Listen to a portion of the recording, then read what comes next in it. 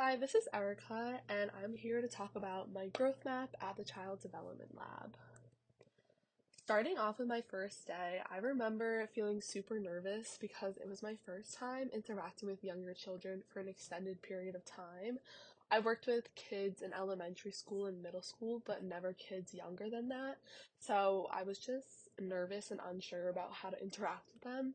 But I remember walking in and Heather, the first thing she suggested was sitting on the floor with them so that I would be at their eye level to engage with them, rather than towering over them. And I feel as though that sort of like laid the foundation for my growth throughout my experience in the Blue Room. So, my initial hours for practicum were scheduled during nap times, and that was a bit difficult for me because I wasn't able to interact with the kids as much as I would have liked to be able to. However, a few weeks into the semester, I was able to reschedule them to Monday mornings at 8:30, and this provided me with more time to have meaningful interactions with the children, especially in the morning when they were energetic after waking up. And I'm really glad I was able to make that schedule change. During drop off on Monday mornings, I am always inspired by Juliana, who consistently takes the time to ask parents about their weekends, and she'll also often greet and say goodbye to them in their native languages. And her intentional efforts remind me of why I'm passionate about pursuing a career in the field, not only to support children's growth, but also to build meaningful relationships with their families. And I feel as though throughout my time at CDL, I've become more comfortable also talking to the parents, especially if I run into them in the hallway before we get to the classroom. I'll just quickly say hi, ask about their weekends, and that's definitely something that I want to carry with me into future careers if I do pursue a career working with young children. So yes, I feel like I've learned a lot just from watching Juliana engage with families. Now, for culture inclusivity, I feel as though teachers in the classroom, whether it's Heather or Juliana or even student teachers, they always make a conscious effort to incorporate children's cultures and home languages into the learning environment. For example, when we are sitting down for snack, they try to use different languages to say eat, or they'll call the food by its name in the child's home language. And I feel as though this is super important within the classroom because it builds trust and strengthens the connection between home and school for the kids. And also throughout the classroom, there's different posters that display languages that the children speak at home, which again is just another way to reinforce culture inclusivity within the classroom. And again, that is something that I feel as though I've learned the importance of while working in the Blue Room. As for strategies for extending learning throughout the semester, I feel as though I've been working hard to incorporate more of these strategies into my interactions with the children. I felt encouraged to try out these strategies because of the reflection journals where it was some of our prompts to incorporate them. And I feel as though the strategy that I've developed the most is using mirror talk and asking open ended questions, both of which help to expand the children's vocabulary and also support their language development.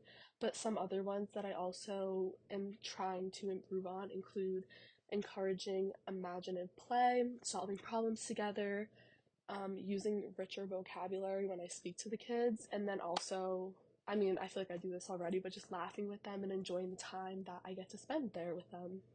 I wanted to mention one of my favorite memories with the kids, and that was doing an art activity with them.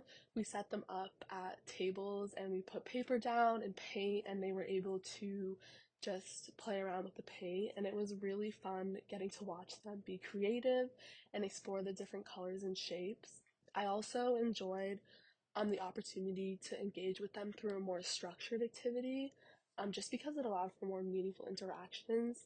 And most of the day, the kids are either napping, eating, or it's free play. So it was really fun to have a sort of more structured thing to do with them, even though it realistically didn't last that long. It was probably like 15 minutes before they all were distracted and over it. But it was still really fun and one of my favorite memories. And I also love that their artwork is still displayed around the classroom. It's super fun for them to see their own artwork and also for families and teachers to see it as well. As for the development, when I first started my practicum hours, Emerson and Alton were still crawling. However, over the past 15 weeks, I've watched them begin to walk and grow more confident in their physical abilities, which has been really exciting to see, especially when they're taking their first steps. It was a really rewarding experience to witness. And even beyond motor development, it's been exciting to observe every child's cognitive and language development. I love when you use a word with a child that maybe they don't know or aren't super familiar with, and then later in the day they say it back to you, or even a few days later they say it. It's really fun to know that you contributed something to their language growth. As for new friends, Charlotte joined the Blue Room about a month ago, and her arrival was exciting for me considering that she is younger than most of the children. I believe she's 10 months old, and everyone else is over a year old. So it was a great experience to learn how to interact with infants, especially since the majority of the children in the Blue Room are toddlers. And being able to interact with her sparked my interest in working with infants, and it's something I would definitely love to explore more in the future. Now for some reflection. At the end of my practicum hours last week, Uni walked over to me and asked for a hug, and it meant a lot to me because it shows that I've formed a meaningful connection with her and also that she feels comfortable and safe enough to ask me for one. And it was a reminder of the trust and relationships I've worked to build with the children over the course of the semester.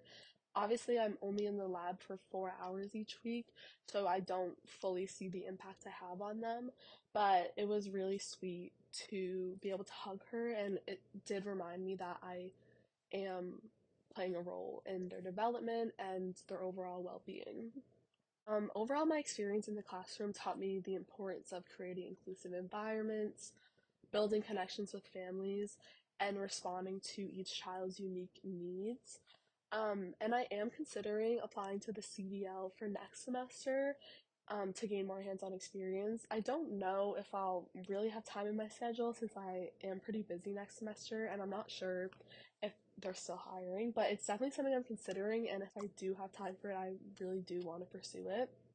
But even if I'm not able to, I'm still going to be continuing to develop my knowledge by taking HGFS courses for my minor, and these classes will continue to provide me with a deeper understanding of child development and developmentally appropriate caregiving strategies.